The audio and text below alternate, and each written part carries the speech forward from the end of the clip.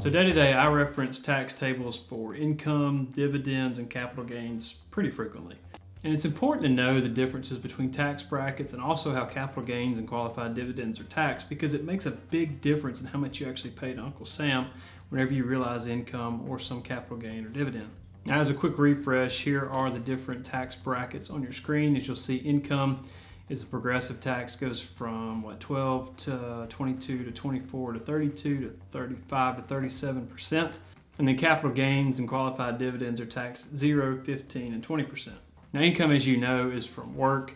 It's earned income from a job or a business you own. A capital gain is when you have an asset and you sell it at a profit. That profit or appreciation in the value of the asset is your capital gain. If you've had the asset for less than a year, that's a short-term capital gain. It's taxed at income tax rates. If you've had it for over a year, then it's a long-term capital gain. It's taxed either 0, 15, or 20%, and that amount is always less than the corresponding amount for income. Now, qualified dividends are taxed at the same rates as long-term capital gains for the same amounts, but there are non-qualified dividends that are taxed as income. And that's what we're going to talk about today, distinguishing between qualified and non-qualified dividends so you actually know how you're going to be taxed if you realize a dividend, so you can plan and optimize your tax payments accordingly. Let's start by talking about what a dividend is. A dividend is your share of the profits for part ownership in a company. So let's say you have 100 shares of ABC company and they pay a quarterly dividend at 50 cents per share. That means at the end of a quarter, you should receive $50 for your 100 shares. 50 cents a share times 100 shares is $50.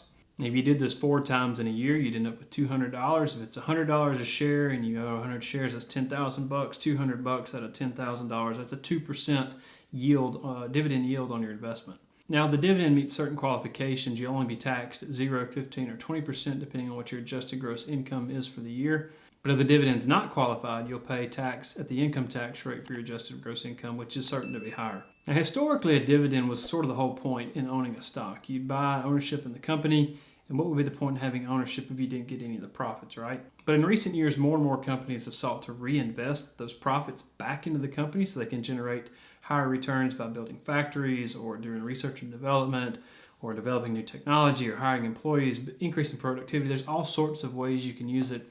And the goal is you inflate or appreciate the stock value of the company. And that's how a shareholder in the company would realize value instead of getting a dividend. Now, a lot of people actually prefer this because a dividend is a taxable event, meaning when you receive it, you owe tax for that dividend. However, if the share price increases, then you actually don't have to pay any tax on that until you actually sell the stock. And selling that stock will trigger capital gains tax, and like we already said, it's either short-term or long-term, and however you've held the stock, that'll determine how much you pay in tax. Now, another way of avoiding realizing a tax on a dividend is to hold it inside of a tax advantage account like an IRA, either Roth or traditional. In that case, the dividend will just be reinvested or it'll just sit in the account as cash, but you won't actually pay tax on it until you make a withdrawal, or in the case of a Roth, it's completely tax-free. Now, generally speaking, you'll find that companies that are more mature or have captive audiences like utilities will pay dividends, whereas newer, fast-growing companies tend not to pay dividends, or if they do, it's very small. So generally, you think of companies like Coca-Cola, AT&T, electric companies, utilities, gas companies, things like that as your sort of dividend payers. And then rapidly growing tech companies generally don't pay a dividend, although some of them now, I think Microsoft actually pays a dividend. I don't know if Apple does. I don't think Tesla does.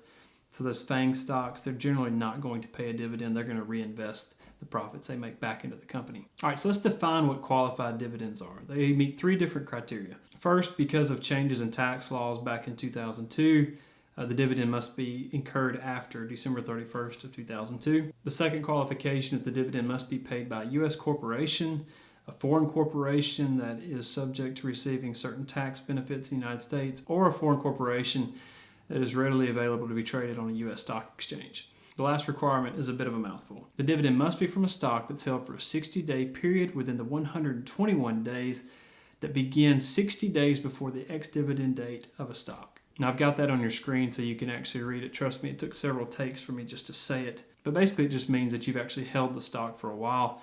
You're not buying and selling or trading the stock, trying to flip it just to catch a dividend. Not that it would really matter because the stock price is adjusted for the dividend once it's paid anyway. Like we already said, this is more complicated than trying to distinguish between short and long-term capital gains. But for most American stocks that pay dividends, if you've held a while, odds are the dividend is qualified. All right, now let's talk about non-qualified dividends. Non-qualified dividends are anything that's on this list on your screen. I'm not going to read it to you. I will highlight one important thing. Dividends you receive from like money market or savings accounts are not qualified dividends. You'll actually pay income tax on those. So if you have a big chunk of money that you leave in like a money market fund or something like that inside of a brokerage account, odds are you're going to pay non-qualified dividend tax rates or income tax rates on those dividends, so just be aware of that. And like we already said, the majority of qualified dividends come from stocks that people like, domestic stocks that people actually own. But the easiest way to tell is to look at your Form 1099-DIV from your broker. It should declare on there which dividends are qualified and which ones are not. If you haven't looked at it in a while, pull up the one from last year, check it out. You might find that some investments you thought were qualified dividends are not qualified dividends. So take a look at that. That's a really easy way to tell. Otherwise, just look at the list we had in the video. Now, if you found the information in this video helpful or useful, please click like and subscribe below. We're trying to get to 1,000 subscribers as fast as we can. We really appreciate your help in doing that. That way we can keep making content for folks. Just a reminder, we have tons more on our website at markmoney.com that you can check out anytime. And as you already know, we have the YouTube channel. As always, we're grateful for your interest in our videos. Thank you for your time. God bless and take care.